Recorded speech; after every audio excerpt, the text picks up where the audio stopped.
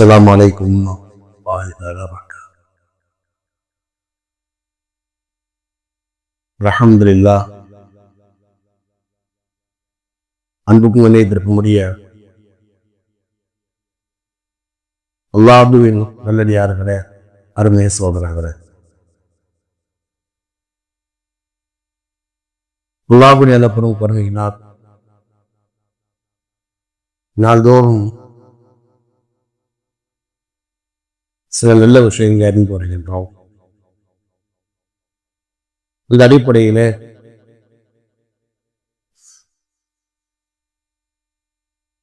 ஒரு தந்தை தன்னுடைய பிள்ளைக்கு வழங்குகின்ற மிகச்சிறந்த பரிசு என்பது தீன், மார்க்கம் என்பதாக நேற்றைய முன்தினம் அறிந்திருக்கின்றோம். ஜமாத் சாத்தியம் பயணம் பண்ணாங்க, அதனால பண்ணல. அதனுடைய தொடரிலே உங்களுக்கு ஒரு செய்தியை உங்களுக்கு நான் சொல்லிட்டேன்.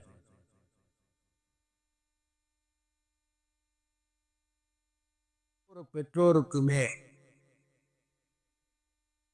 தன்னுடைய பிள்ளைகள் வரக்கூடிய காலத்திலே எப்படி உருவாக வேண்டும் என்ற ஒரு பெரிய கனவு என்பது இருக்கும். அந்த கனவை கூட அந்த பிள்ளைகளிடத்திலே சொல்லுவோம், தம்பி நீ வரக்கூடிய காலத்துல இப்படியெல்லாம் இருக்க வேண்டும் என்பதாக அழகாக ஒருவன் எழுதியிருந்தான். ஒரு தாய் தன்னுடைய பிள்ளையை மார்போடு அழைத்துக் கொள்கின்றார், அன்பை வெளிப்படுத்த. ஒரு தந்தை தன்னுடைய மகனை தோளிலே சுமக்கின்றான். தோல்ல சுமக்கிறானா என்ன அர்த்தம்? நம்ம கூட சின்ன பிள்ளைய பேசி நம்முடைய பிள்ளைங்களை தோல்ல உட்கார வச்சு செய்ய கையை பிடிச்சி நிக்க வைப்போம். அதன் காரணத்தை எழுதுகின்றான். தான் காணாத வளர்ச்சியை, உயரத்தை தன்னுடைய மகன் காண வேண்டும் என்பது ஒவ்வொரு தந்தையினுடைய கனவு. நான் படிக்காத படிப்பை நீ படிக்க வேண்டும், நான் வாழாத ஒரு வாழ்க்கை, ஒரு உயர்தரமான வாழ்க்கை நீ வாழ வேண்டும். ஏன் கஷ்டம் என்னோட போட்டுருந்தா, நீ நல்லா இருக்குதுடா, நீ நல்லா படிச்சு நல்லா வந்துடணும் என்பதாக நினைப்பது என்பது ஒவ்வொரு பெற்றோருடைய கனவு, தவறு அல்ல. இதையெல்லாம் தாண்டி ஒரு தந்தையினுடைய ஆவல், ஒரு ஆசை எப்படி இருக்க வேண்டும் என்றால், அந்த மகன் மார்க்கம் சார்ந்தவனாக இந்த உலகத்திலே வாழ்வதன் மீது ஆசை இருக்க, அந்த தேடல், அந்த விசாரணை அது இருக்கும். நம்முடைய பிள்ளைகள் என்ன செய்யறாங்க, வெளியூர்கள்ல வெளிநாடுகள்ல இருக்காங்க அப்படின்னா நாம் அதை பற்றி பேசணும். இப்போ போன் பண்ணோம், இல்ல கேட்கணும், தம்பி நீ தொழுதியா, இன்னைக்கு குரான் ஓதுனியா, இனி எல்லாரும் கேட்க வேணும். இதெல்லாம் ஒரு காலத்தில் இருந்தது. முதல்ல முந்தைய காலத்தில் யார் விருந்தாடி வந்தான்னு அதே செய்வாங்க, கூப்பிடுவாங்க. என்ன என்ன செய்யற, என்ன ஓதுற, முதல் அதுதான் கேட்பாங்க. எங்க ஊர்ல அந்த வளமை என்ன ஓதுற, சரி இந்த களிமா சொல்லு, ஐந்தா களிமா சொல்லுப்பா.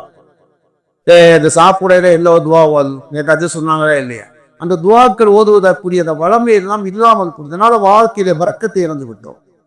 சின்ன சின்ன துவாக்கள் தான் இன்னைக்கு எத்தனை நபர்களை நாம் கடைபிடிக்கின்றோம். எத்தனை சூறா தெரியும் கேட்பான், டக்கு இத சூறா தெரியும் அப்படின்னா இந்த சூறாக்கள் எது கஷ்டமா இருக்கோ அத்தான் கேட்பான். இந்த புளியா இது காஃபின்னு சொல்லுவோம்மா, வந்த ஒண்ணு இந்த அரையிட்டனதை சொல்லு என்பதாக. ஆக இந்த குழந்தைகள் இந்த உலகம் சம்பந்தப்பட்ட வாழ்க்கையிலே உயர்ந்த லட்சியத்தை அடைய வேண்டும் என்பது நாம் நினைப்பது தவறல்ல, அதை பற்றி விசாரிப்பது தவறல்ல. வெளிநாடுகளில் இருக்கக்கூடியவர்கள், வெளியூர்கள் நம்ம பிள்ளைங்க இருக்காங்களா, விசாரிக்கிறது தப்பல்ல. ஆனால் முதலிலே ஒரு தந்தையின் ஆசை எப்படி இருக்க வேண்டும் என்றால், அந்த பிள்ளை மார்க்கம் சார்ந்து வாழுகின்றானா, மார்க்கத்தை கடைபிடிக்கிறானா என்பதில் ஆவல் இருக்க வேண்டும். இதுதான் மிகப்பெரிய ஆவல். நம்மளுடைய ஆசை எப்படி இருந்தது? சூரத்து யூசுப் 12வது சூராவுடைய 96வது வசனம், அல்லாஹ் அதிலே ஒரு வரலாறை கூறுகின்றார். வலம்மா அன்ஜால் பஷீர் அல்காஹு அலா வஜிஹி ஃபர்தத பஸீரா. ஒரு நற்செய்தியாளர் யாக்கூப் அலைஹிஸ்ஸலாமிடத்திலே வருகின்றார். அவருடைய முகத்திலே யூசுப் அலைஹிஸ்ஸலாமுடைய சட்டையை போட்ட போது அவருக்கு பார்வை வந்தது என்பதாக அல்லாஹ் தஆலா கூறுகிறார்.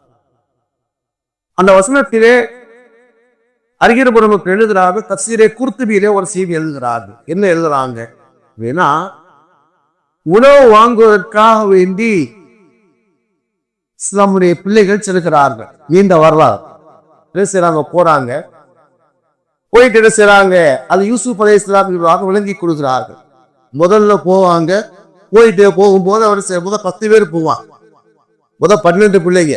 ஒரு தாரத்துக்கு 10, ஒரு தாரத்துக்கு 2. இந்த 2வது தாரத்துடைய பிள்ளை தான் புனியாமீனும் யூசுஃபும்.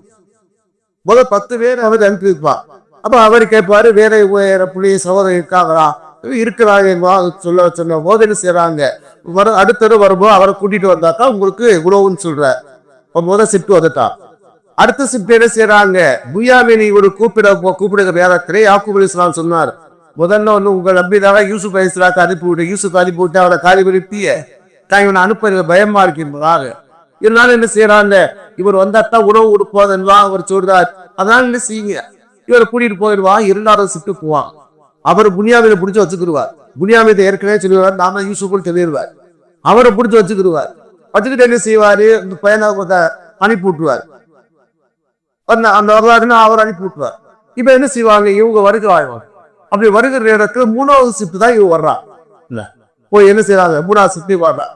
தந்தையெல்லாம் கூட்டிட்டு வர்றான். தந்தையை கூப்பிட்டு வருகிற நேரத்துல என்ன செய்வார் அப்படின்னா, அதுக்கு முன்னால என்ன செய்வாங்க, இந்த சட்டையை கொடுத்து விடுவாங்க.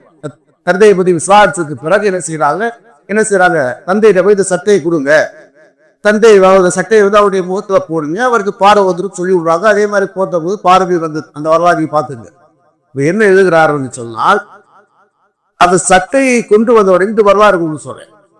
அந்த சட்டையை கொண்டு வந்தவர் யார் கொண்டு வந்தா, யகூதாங்கிறவர் கொண்டு வந்தார். அவர் மற்ற சகோதரிடத்திலே கூறுகிறார். என்ன கூறுகிறார்னா, இந்த சட்டையை நான் போய் அவருடைய முகத்திலே போடுகிறேன். ஏன்னா யூசுப் சொல்லி விடுறாங்க, நீங்க அந்த சட்டையை போட்டால் அவருக்கு பார்வை வரும் என்கிறாங்க. அப்ப இந்த சட்டை யார் போடுவது என்பதாக பிரச்சனை வருகிற நேரத்திலே அந்த யகூதா சொன்னார், நான் அதை போடுகிறேன். ஏன் என்று சொன்னால், அவருடைய பார்வை பறிபோடுவதற்கு காரணமாக இருந்தது நான் தான். ஏன்னா யூசுப் அலைஹிஸ்ஸலாத்தை கிணத்துல தள்ளி விட்டுட்டு அந்த சட்டையிலே, அவருடைய சட்டையிலே ஒரு பொய்யான ரத்தத்தை தடவி என்ன செய்யறது, யாக்கூப் அலைஹிஸ்ஸலாம் சொன்னார், யூசுப் அலைஹிஸ்ஸலாம் என்ன செய்யறது, ஓனாய் அரிச்சு காலி பண்ணி அரிச்சு சொல்லி அந்த பொய்யை சொன்னவர் அந்த பார்வை பறிபோனதுக்கு காரணமாகுது நான் தான் இருந்தேன். அவர் யகூதா சொல்றார், நான் தான் இருந்தேன். அதனால நான் செய்த பாவத்துக்கு பரிகாரத்தை நான் தேடிக்கொள்ள விரும்புகின்றேன். அதனால அந்த சட்டையை இடத்திலே தரவாக சொல்லிவிட்டு அவர்தான் வாங்கி போய் கொடுத்தார். அறிஞர்களுக்கு எழுதுகிறார்கள், இந்த உலகத்திலே தன்னால் ஒருவன் பாதிக்கப்படக்கூடாது. நல்லா நினைத்துங்க, தன்னால் ஒருவன் பாதிக்கப்படக்கூடாது. அப்படி பாதிக்கப்பட்டால் யகூதாவை போன்று இந்த உலகத்திலே அதற்கான பரிகாரத்தை தேடிக்கொள்ள வேண்டும். இல்லாவிட்டால் அல்லாஹ்வின் மன்றத்திலே இவன் நன்மை அவனுக்கு வழங்கப்படும், இல்லையில் அரு இவருடைய நன்மை வழங்கப்படும், இவருடைய நன்மை இல்லை என்று சொன்னால் அவருடைய பாவம் எனக்கு கொடுக்கப்படும். இந்த உலகத்துல நாம் ஒருத்தருக்கு என்ன செய்யற, சொல் ரீதியாக நம்ம கஷ்டப்படுத்திட்டோம், மன்னிப்பு கேட்டோம். பொருள் ரீதியான ஒரு கஷ்டத்தை புத்தகம் நமக்கு தெரிந்து போத்த அப்படிங்கிறார். இந்த உலகத்திலே நஷ்டத்தை நான் செய்ய வேண்டும், நஷ்டத்தை குட்டி பொருத்தி விட வேண்டும், அதற்கான பரிகாரத்தை இந்த உலகத்திலே தேடிவிட வேண்டும். இல்லாவிட்டால் மறுமையிலவன் குற்றவாளி. இது யகூதாவின் வரலாறு. அப்துல்லா அப்பாஸ் வரலாறுக்கு நேரம் சொல்றது. சரி, அப்ப இந்த வரலாறு முதல்ல என்ன சொல்றாங்க அப்படின்னா, தன் மூலமாக பாதிப்பு ஏற்பட்ட காரணத்தினால் அதற்கான பரிகாரத்தை யகூதா தேடிக்கொண்டார் ஒன்று. சரி, அது யகூதா சட்டையை கொடுக்கிறாரு. என்ன கொடுக்கிறாரு, இதான் யாக்கூப் இதான் செய்யறது, யூசுப் அலைஹிஸ்ஸலாம் சட்டை இதை போட்டோன்னு பார்வை வரும்னு சொன்னாரு. அதோட போட்டாரு, பார்வை வந்து விட்டது. அல்லாஹ் குர்ஆன்ல சொல்றார். அதனால அற்புதம்.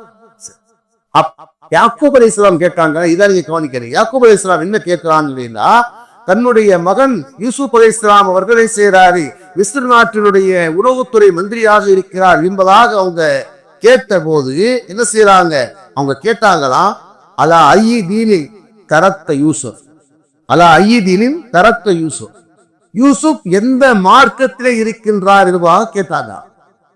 தன்னுடைய மகன் நீண்ட கால இடைவெளியிலே அவரை நினைத்து நினைத்து அழுது கண்கள் பறி போனது. அப்படிப்பட்ட மகன் என்ன செய்யறாங்க, அந்த மயிலத்தை கேட்டாங்க. என்ன கேட்டாங்க அப்படின்னா, இவங்க கேட்டது அவங்க சொன்னது, இந்த மாதிரி என்ன செய்யறாரு, உணவுத்துறை மந்திரியா இருக்கார் என்பதெல்லாம் சொன்ன போது தன்னுடைய மகனை பற்றி யாக்கூப் அலைஹிஸ்ஸலாம் கேட்ட முதல் கேள்வி என்ன அப்படின்னா அல ஐயீதின் கரெக்ட் யூசுப், யூசுஃபை எந்த மார்க்கத்திலே நீங்கள் பெற்றுக் கொண்டீர்கள்? அவர் இஸ்லாத்திலே இருக்கிறாரா, இஸ்லாத்தை இல்லாமல் வேறொரு மார்க்கத்திலே இருக்கிறாரா என்பதாக.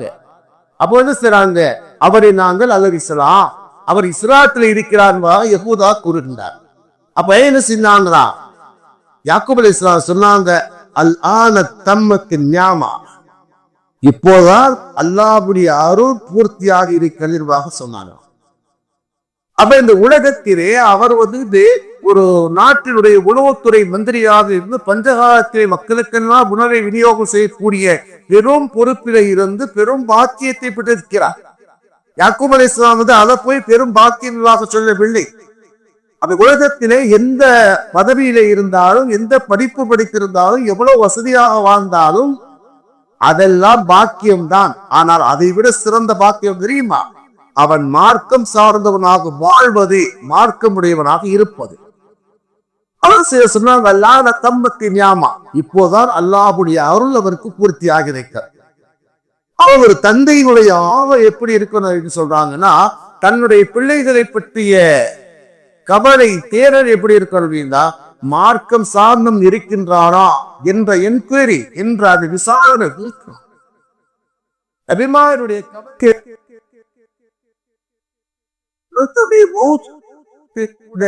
அந்த பிள்ளைகளுக்கு மார்க்கத்தை பற்றி வசிய செய்தார்கள். இன்னைக்கு அது இல்லாமல் போனது. இந்த உலகம் சார்ந்த விஷயத்தை வசிய செய்கின்றோம், தவறு அல்ல. மார்க்கம் சார்ந்து என்ன கூறுகின்றோம்? நபிமார்கள் தன்னுடைய வாழ்க்கையிலே மார்க்கத்தை சொன்னது மட்டுமல்ல, தன்னுடைய மௌத்துடைய நேரத்திலே கூட மார்க்கத்தை போதித்து விட்டு மௌத்தாவார்கள். சூரத்துல் பக்ராவிலே கூறுகின்றார், இப்ராஹீம் பனீஹி வ யாக்கூப் யா பனீ இன்னல்லாஹ் அஸ்தஃபா லக்குமுத்தீன் ஃபலா தமூதுன்ன இல்லா வ அன்தும் முஸ்லிமூன். சூரத் பக்ராவுடைய 132வது வசனம். அது அல்லாஹ் தஆலா கூறுகிறார், யாக்கூப் அலைஹிஸ்ஸலாம் அவர்களும் இப்ராஹிம் அலைஹிஸ்ஸலாம் அவர்களும் தன்னுடைய பிள்ளைகளுக்கு செய்த வசியத்துனா மரண வாக்குமூலம், மரண நேரத்திலே சொல்லக்கூடிய வாக்குமூலம். மரண நேரத்திலே மக்கள் என்ன சொல்லுவாங்க, எல்லாம் அந்த உலகத்தில் சொத்தை பத்தி தான் சொல்லுவாங்க, சொத்து சுகத்தை பத்தி தான் சொல்லுவாங்க. அப்ப ஏன் அதையும் மீறி போட நல்லா ஒத்துமையா இருப்பா என்ன சொல்லுவார். ஆனால் நபிமாருடைய கடைசி வசியத்தாக இருக்கிறது அப்படின்னா அவங்க சொன்னாங்க, யா பனிய, எனது அருமை மக்களே, இன்னல்லாஹ் அஸ்தஃபா லக்குமுத்தீன், அல்லாஹு தஆலா உங்களை இந்த மார்க்கத்திலே வாழக்கூடிய பாக்கியத்தை கொடுத்திருக்கிறார். மார்க்கத்தை உங்களுக்கு தேர்ந்தெடுத்திருக்கிறார். என்ன அர்த்தம்? மார்க்கத்திலே வாழுகிற பாக்கியத்தை கொடுத்திருக்கின்றார். ஃபலா தமூதுன்ன இல்லா வ அன்தும் முஸ்லிமூன், நீங்க முஸ்லிமாகவே தவிர மரணிக்க வேண்டாம் என்பதாக சொன்னார்கள். அல்லாஹ் உங்களை மார்க்கத்தை தேர்ந்தெடுத்த என்ன அர்த்தம்? இந்த உலகத்திலே பிறக்கிற எல்லா பிள்ளைகளும் மார்க்கத்தின் அடிப்படையில் பிறக்கிறது. மாமின் மோனது இல்லா இஸ்லாம், இந்த உலகத்திலே பிறக்கிற எல்லா பொழுதையும் இஸ்லாத்தின் அடிப்படையிலே பிறக்கிறது. அதைத்தான் சொல்றாங்க. மார்க்கத்திலே பிறப்பது என்பது அது நீ செய்யக்கூடிய காரியம் அல்ல, அல்லாமே இப்படிதான் பிறக்க வைக்கின்றான். ஆனா நீ மூத்துடைய நேரத்தில் முஸ்லீமாக தவிர மறைக்க கூடாது வசிய செய்தார். அதுக்கு ஆயத்தை அல்லாஹ் தஆலா சொல்வார், அன்குன்து ஷஹதா இத ஹதர யாக்கூபன்மோ, யாக்கூப் அலைஹிஸ்ஸலாம் அவர் தன்னுடைய மௌத்துடைய நேரத்திலே 12 பிள்ளைகளை அமர வைக்கிறார்கள். 12 பிள்ளைகளை அமர வைத்து விட்டு சொன்னாங்க, இருக்காதி பனிஜி மாதாபுதுரு மின்பாதி, இந்த பிள்ளைகளுக்கு சொன்னாங்க, எனக்கு பிறகு இருக்கிற யாரை வணங்குவீர்கள் கேட்கிறார். எனக்கு பிறகு நீ யாரை வணங்குவீங்க? அவங்க சொன்னாங்க, காடு நாபுது இதாக ஆபாய்க்கு இப்ராஹிம் இஸ்மாயில் இஸ்ஹாக் இதாக வாக்கிறார். உடைய முன்னோர்கள் இப்ராஹிம் அலைஹிஸ்ஸலாம், இஸ்மாயில் அலைஹிஸ்ஸலாம், இஸ்ஹாக் அலைஹிஸ்ஸலாம் எந்த இறைவனை வணங்கினார்களோ அந்த ஏக இறைவை ஒரே இறைவை நாங்கள் வணங்குவோம், அவனுக்கே நாங்கள் நஹ்ருஹு முஸ்லிமூன், அவனுக்கு நாங்கள் கீழ்ப்படிந்து வாவோம் என்று சொன்னார். அவர்களுடைய பிள்ளைகளுக்கு வாழும் காலத்திலே தீனை சொல்ல வேண்டும், இந்த காலத்திலே நீ தீனை விட்டு விடக்கூடாது. அதே மாதிரி தன்னுடைய மௌத்துடைய நேரத்திலே கூட அவருக்கு வசிய செய்யக்கூடிய வாய்ப்புகள் அல்லாஹ் வழங்கி விட்டார். சொல்ல வேண்டும், தம்பி, அல்லாஹ் தஆலா உன்னை மார்க்கத்திலே பிறக்கின்ற பாக்கியத்தை எல்லாம் கொடுத்திருக்கிறான். ஆனால் நீ மௌத்தாகும் போது மார்க்கத்திலே மௌத்தாக இருப்பதாக நான் சொல்ல வேண்டும். ஒரே வரிசையில் நான் சொல்லி விடுக்க விடுகிறேன். மார்க்கத்துல மௌத்தாகிற பாக்கி யாருக்கு பிறகு தெரியுமா? யாரு மார்க்கத்தினுடைய வாழ்கிறாங்களோ அவங்களுக்கு தான் கிடைக்கும். நம்ம எல்லாம் என்ன செய்யறது, ஹராமிலே வாழ்ந்து என்ன செய்யறது, மார்க்கத்தில் மூத்தாங்க அப்படின்னா அதெல்லாம் யாரும் நினைக்க. பல பேர் என்ன நினைக்கிறாங்க அப்படின்னா வாழும் காலம் எல்லாம் இந்த உலகமே கெரியர் வாழ்ந்து கடைசியில துறக்க போறோம் அப்படின்னா ஜனாசா தான் பள்ளியாசம். அது யார் இந்த உலகத்திலே மார்க்கத்திற்கு வாழ்கிறார்களோ அவங்களுக்கு தான் மௌத்து ஏற்படும். மார்க்கத்தினுடைய ஏற்படுதோ பெருமாளுடைய வாக்கு. பெருமாள் சொல்லுவாங்க, எப்ப நீங்கள் மௌத்த ஆகிறீர்களோ அப்படியே எழுப்பப்படுவீர்கள். இந்த உலகத்துல யார் எப்படி மௌத்தாகிறாரோ அப்படி எழுப்பப்படுவார். சுகதாக்கள் என்ன செய்யறாங்க, அந்த மறுமை நாளையில ரத்தம் தோய்ந்து வருவார்கள் சொல்லப்படுகின்றது. பக்தி ஓங்கக்கூடிய தகப்பத்து சைத்தா பேய் பிடித்தவரா வருவார் கோயில்கள் சொல்கின்றார். அப்ப இந்த உலகத்திலே ஒருவன் எப்படி மௌத்தாகிறானோ அப்படி எழுப்பப்படுவார். மௌத்து எப்படி ஏற்படும், தமூத்தூர தமா தகையோ. இந்த உலகத்துல யார் இப்படி வாழ்கிறாரோ அப்படித்தான் மௌத்து ஏற்படும். அப்ப நம்ம மௌத்து வந்து தீனின்படி ஏற்படும் அப்படிங்கிறா வாழும் காலங்கள் தீன் சார்ந்தவரா வாழ வேண்டும் என்பதால் நிறைய உங்களுக்கு சொல்லக்கூடிய அறிவுரையாக இருக்கிறது. இதை கேட்டவாய் கவனிக்கலாம். சுவாமி சுமாக்கலாம். لا إله إلا أنت نستغفرك ونتوب إليك. سبحان الله بحمده.